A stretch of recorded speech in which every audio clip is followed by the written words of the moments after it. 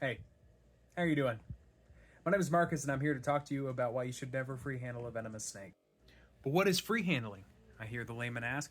Well, that is picking up a venomous snake like it is adorable and a little baby kitten that needs to be rescued from something, right? Who in their right mind would do this, you might ask? My answer to that is simple: no one, right?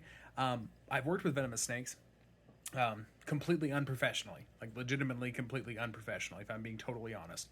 Every venomous snake encounter I've ever had has either been messing around at someone's house, messing around at a facility, or messing around with a wild venomous snake, right? With proper permits. With proper permits. But free handling a venomous snake typically happens when somebody picks up a venomous snake at an expo or whatever, and for some reason feels that they're spiritually or religiously or emotionally or mentally connected to this wild animal. Now, why this happens, I don't know, right?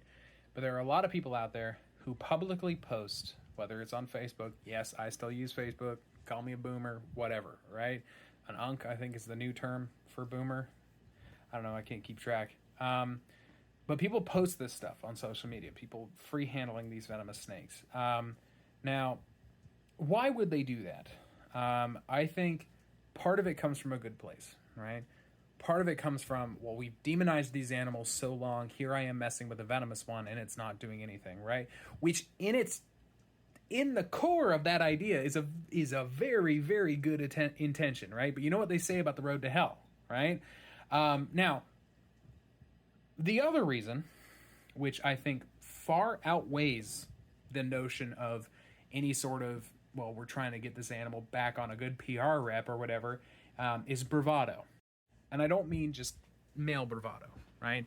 I mean bravado as in, here I am, I'm doing this cool thing, no one else is doing this cool thing, I'm the coolest, right? And this is not just a man problem. I have seen plenty of women free handling for some reason. Right now, it's vastly outnumbered by the amount of men. But what I'm getting at is, it's a very stupid decision. I'm going to go into why it's such a stupid decision at a much later date. But the reason I'm bringing all of this up is because of what happened in South Carolina on Friday, September the 6th, 2024, for anybody who is watching this after the bombs have dropped. What happened was historical. It was one of, if not the only bites of this kind that has taken place in the United States ever. Like, legitimately. And this particular species, even in its home range, as far as I have been able to read and far as I have ever been able to figure out, has no fatalities, no bites even, associated to it where it natively comes from. And that might be because of where it comes from. Now, this is, let me just give you a couple hints before I actually get into it. This is a snake who, with 1 milligram of its venom, can take down a fully grown human being, in the prime of his life. No antivenom. This is 100% death, right? Prime of his life, let's say 250 pounds. You know, he deadlifts the same as Sam Sulek, right? Here's the crazy part. This snake does not deliver just 1 milligram per bite. How much do you think it delivers? Just real quick. You're probably wrong. It's between 20 and 50 with an average of 44 milligrams per bite. And here's the craziest part about this snake's bite. Particularly with this snake, actually, most of its cousins too, it doesn't just do a defensive bite like our snakes in the United States do. Our snakes in the United States are very, very, very polite. They got that southern hospitality, right? They'll do a defensive bite, which sometimes can be what's known as a dry bite, which is without any venom. They bite and they let go and they say, back up, I'm about that, right? This particular species of snake and a lot of its cousins not only do that first bite and say, back up, they take that bite, they take a bite, they take a bite, another bite, bite, and then let you know, hey, brother, it's too late, you're done, right? Now, where does the snake come from? 1, 2, 3, let's say it all together. Australia, right? Home of the world's deadliest land snake. Is that the one I was talking about? Yes, it was. It's known as the inland taipan. Taipans, like I said, have a notorious history of not just biting once, but biting several times to inject as much venom as they possibly can. I almost said humanly possible. It's a snake, so it's not really, human. But as much venom as they possibly can in order to get away from whatever threat that is. Now, where they come from in Australia, they are hunted by a large type of lizard called a parenti, right? That parenti is technically immune to a snake's venom. A large dosage can put that animal into a deep sleep, right? Or a coma. So that's kind of the whole thing that they're going for, right? No offense to them. But this incident that happened in South Carolina is, getting back to the whole actual main story, entirely preventable, right? I brought up free handling for a reason, and like I said earlier, I'm going to get into that in a later video. I'm probably going to post that on my YouTube, actually. But the whole thing about it is that this snake is incredibly rare inside the United States. This is an Australian species. Anybody who does not know anything about the exotic pet trade as a whole, Australia is impossible to get anything out of or anything into. So it is an incredibly rare animal. This guy must have had some sort of hookup. And actually, fun fact, I'm in a lot of the groups that he's in on Facebook. Just fun fact. And I do remember calling him out specifically in another group that I got banned from for free handling. I think it was a Western diamondback rattlesnake. But this is an incredibly rare animal. It's an incredibly hard to get animal inside of the pet trade inside the United States.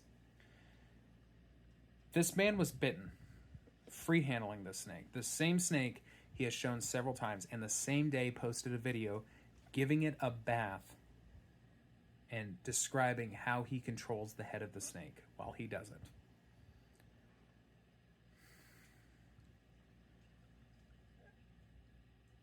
I have been quoted many times saying that free handling, especially free handling of highly venomous snakes, is going to get our hobby destroyed.